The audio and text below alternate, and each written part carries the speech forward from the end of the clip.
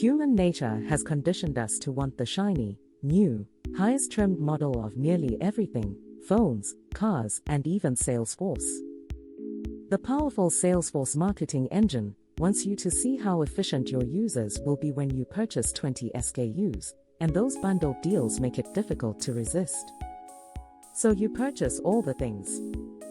A problem now presents itself. How do you implement years' worth of products and business process iterations in a few months' time, with as little cost as possible, while showing a return on investment? It's nearly impossible to do. The best approach is to start lean and build from there. Enter the minimum viable product, MVP. An MVP is a defined set of functionality and business processes that must be available for users to complete their everyday work. It's a stripped-down, lean version of the platform that builds a solid foundation for future iterations. It may be limited in some functionality, with the purposeful intention of getting users up and running quickly while still providing user value. A well-defined MVP also includes loosely defined future phases, describing what features, processes, integrations, and refinements will come over time. MVPs are beneficial for a few reasons. 1. They help to prevent scope creep by creating a roadmap of essential requirements. 2. The well-defined scope streamlines project timelines. 3. They keep project cost more closely aligned with estimates. 4. MVPs support easier and less complex deployments. 5. The purposeful configuration and business processes create a better user experience. An MVP does not exclude specific features or functions of Salesforce, and it is not limited to out-of-the-box features. Shell Black's most successful projects have had a well-defined MVP reached by a consensus of all business stakeholders. So, how do you go about defining an MVP for your Salesforce implementation? Defining your MVP. Speak with stakeholders before engaging with Salesforce or partner sales teams. It is important to ensure that you have internal buy-in from your team and end users. Define the why around the move to Salesforce, and speak with end users to understand what works, what doesn't work, and what they would love to see in a future iteration of the current tools or processes that Salesforce will be replacing. Consolidate the feedback and return it to users in survey form, asking them to rank the feedback from most to least important. This will clarify user priorities. In my opinion, this is the most important step. If pain points can't be addressed and users have no improvements to look forward to with the MVP, you've already lost the war. Yet even small enhancements and efficiencies can have a significant impact on user buy-in and adoption. Understand your organization's long-term vision and goals. While the user experience is critical, it's also important to have a roadmap of your company's long-term vision. Where does the company hope to be in the next 5 years, and how does it aim to get there? What role does Salesforce play in that vision?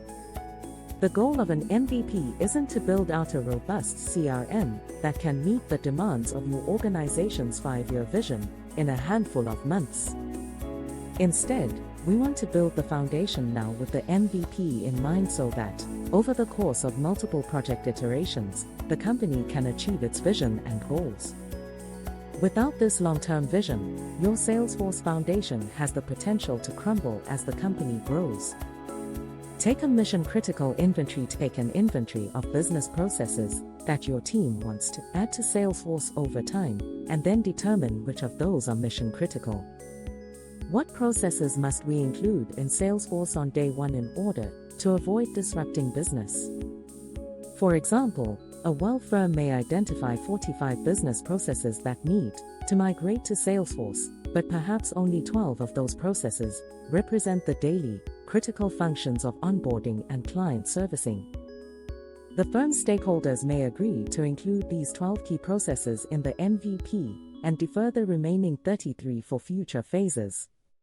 Be sure to also consider other systems in the organization that may have a future integration with, or may be replaced by, Salesforce. System inventory. is just as important as business process inventory. Find a balance. Ask me the question, can Salesforce do this? And my answer will be an enthusiastic yes. But the question I will ask in return is, but do you really need Salesforce to do that right now? There is beauty in balance. Let me provide an example. Clients get excited about automation, automatically create records, automatically send emails, automatically post to Chatter, automatically update owners, automatically update fields, automatically calculate specific metrics. Technically, Salesforce can do all of these things and more. Once users begin to leverage the newly deployed system, though, they may find that processes defined in discovery sessions were not quite correct, whether a step was missed in the business process, or whether seeing the process in practice versus theory reveals holes that need to be filled.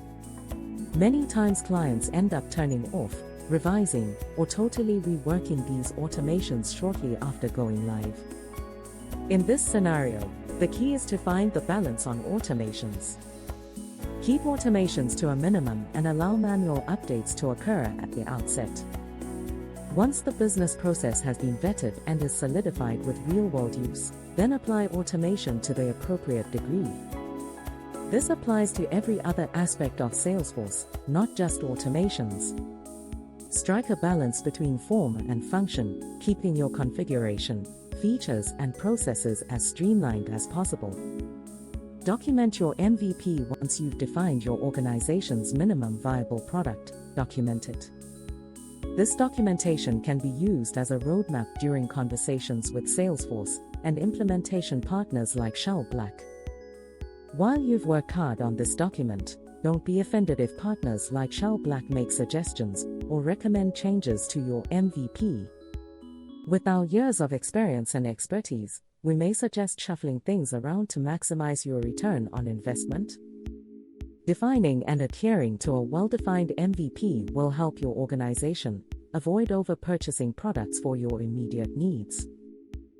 Manage project scope, timeline, and budget. Generate a quick return on investment by getting your Salesforce org up and running quickly.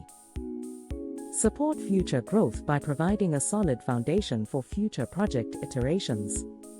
While it can be tempting to jump right into your Salesforce project, do your due diligence and define an MVP.